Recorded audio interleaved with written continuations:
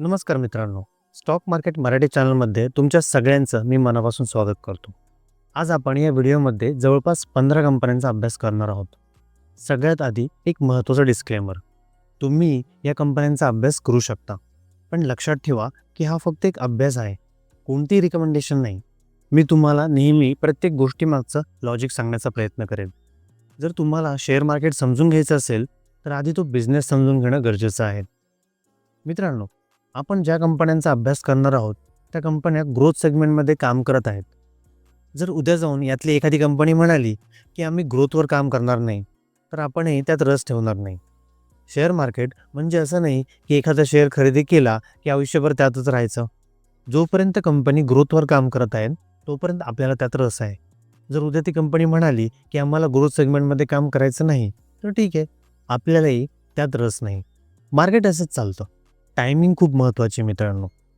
चला तर 15 कंपन्यांचा अभ्यास सुरू करूया. त्याआधी आठवण करून देतो की आपल्या या चॅनलवर असेच माहितीपूर्ण व्हिडिओ येत राहतील, त्यामुळे नक्की सबस्क्राईब करून ठेवा. चला तर मग ग्रोथ असलेल्या कंपन्यांचा अभ्यास सुरू करूया. तर पहिली आहे एअरलाईन. एअरलाईन सेगमेंटमध्ये खूप चांगली ग्रोथ होत आहे. यात दोन कंपन्या आहेत, एक तर स्पाईसजेट आणि दुसरी म्हणजे इंडिगो. स्पाईसजेट नेहमीच काही ना काही वादामध्ये म्हणजे कॉन्ट्रोवर्सीमध्ये असतेच, त्यामुळे इंडिगो चांगली कामगिरी करते. तुम्ही इंडिगोचा अभ्यास करू शकता, कारण ती एअर टॅक्सीसारख्या भविष्यातील सेगमेंटमध्ये गुंतवणूक करत आहे. पुढची आहे सोलर कंपनी. तुम्ही टाटा पॉवरचा अभ्यास करू शकता. ही फक्त सोलरमध्येच नाही तर इलेक्ट्रिक व्हेकल चार्जिंगमध्येही काम करते. चांगली गोष्ट अशी आहे की यांचे सर्व बिझनेस भारतातच आहेत. आता बघूया JSW इन्फ्रास्ट्रक्चरबद्दल. ही कंपनी storage solution, cargo handling, logistic आणि पोर्ट संबंधित कामात आहे. तुम्हाला वाटेल अदानी पोर्ट चांगली नाही आहे का? अदानी पोर्ट पण चांगले आहे, पण ते राजकीयदृष्ट्या जोडलेले आहे, त्यामुळे त्यांच्यावर आहे ना नेहमीच थेट किंवा अप्रत्यक्षपणे लक्ष ठेवलं जातं. JSWमध्ये सध्या तरी अशी कोणती राजकीय समस्या नाही, त्यामुळे तुम्ही JSW इन्फ्राचा अभ्यास करू शकता. नंतर बघाल तर फायनान्स सेक्टर. फायनान्सशिवाय आयुष्य तर चालूच शकत नाही. या क्षेत्रात जिओ फायनान्शियलची एंट्री झाली आहे. तुम्ही त्याचा अभ्यास करू शकता. जर तुम्हाला थोडी लहान कंपनी बघायची असेल तर तुम्ही पुनावाला फिनकॅपचा अभ्यास करू शकता. ही कंपनी वेगवेगळ्या ग्रोथ ओरिएंटेड सेगमेंटमध्ये येत आहे. जर तुम्हाला सेमीकंडक्टर चिप्समध्ये रस असेल तर CG पॉवर ही मोठी कंपनी आहे. ही मुरगप्पा ग्रुपची कंपनी आहे आणि लवकरच भारतात पहिली सेमीकंडक्टर चिप बाजारात येईल, त्यामुळे या कंपनीवर तुमचं लक्ष नक्की असू द्या. हे बघा मित्रांनो, शेअर मार्केट हा स्वतःच एक बिझनेस आहे. ट्रेडिंग आणि इन्व्हेस्टिंग हे दोन्ही बिझनेस आहेत. ट्रेडिंगचा गोल्डन पिरियड आता थोडं संपत आहे, कारण त्यावर अनेक बंधने आली आहेत. पण इन्व्हेस्टिंग करणाऱ्या कंपन्या कासवासारख्या आहेत. आधी त्या हळू चालत होत्या, आजही हळूच चालत आहेत. इथे काही बंधने नाहीत. भारतात जितके जास्त लोक आर्थिकदृष्ट्या जागरूक होतील तितके जास्त लोक इन्व्हेस्टमेंटकडे वळतील. यामुळे या क्षेत्रात काम करणाऱ्या कंपन्यांचा तुम्ही अभ्यास करू शकता.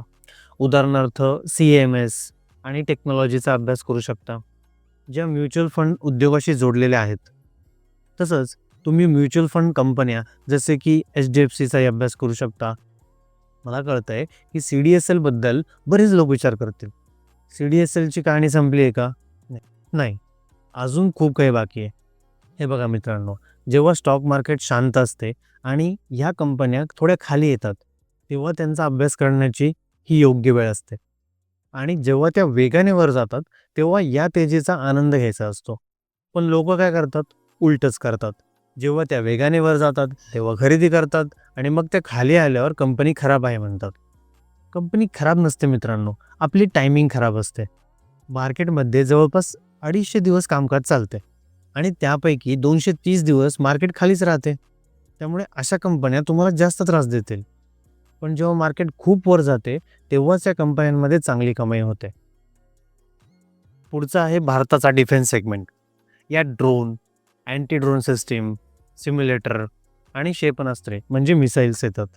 मिसाईल्समध्ये BDLची जवळजवळ मोनोपॉली आहे. त्यांनी अनेक मिसाईल्स बनवली आहेत, त्यामुळे तुम्ही या सरकारी कंपनीचाही अभ्यास करू शकता.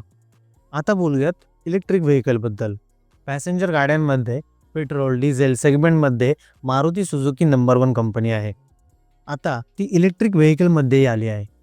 मारुतीची ई विटारा ही गाडी बाजारात आली आहे. 10 पैकी 7 गाड्या मारुती विकते. जर त्यांनी इलेक्ट्रिक व्हेकलमध्ये हेच वर्चस्व टिकून ठेवले तर ते खूप चांगलं काम करू शकतात. त्यामुळे तुम्हाला यावर लक्ष ठेवावे लागेल. इलेक्ट्रिक बसेसमध्ये तुम्ही ओलेक्ट्रा आणि GBMचा अभ्यास करू शकता. यांचे ग्राहक मर्यादित असतात. तरी तुम्ही या कंपन्यांचा अभ्यास करू शकता. मित्रांनो, या व्हिडिओमध्ये मी तुमच्यासमोर जवळपास 15 कंपन्या ठेवल्या आहेत. पुन्हा सांगतो, तुम्ही फक्त यांचा अभ्यास करू शकता. या अशा कंपन्या आहेत ज्या भविष्यातील सेगमेंटमध्ये काम करत आहेत. आशा करतो की हा व्हिडिओ तुम्हाला नक्कीच आवडला असेल आणि काहीतरी नवीन शिकायला मिळालं असेल. व्हिडिओ आवडला असेल तर नक्की लाईक करा आणि शेअर पण करा. सर्वात महत्त्वाचं, जर तुम्ही चॅनलवर नवीन असाल तर सबस्क्राईब करायला विसरू नका. चला तर मग भेटूया पुढच्या व्हिडिओमध्ये.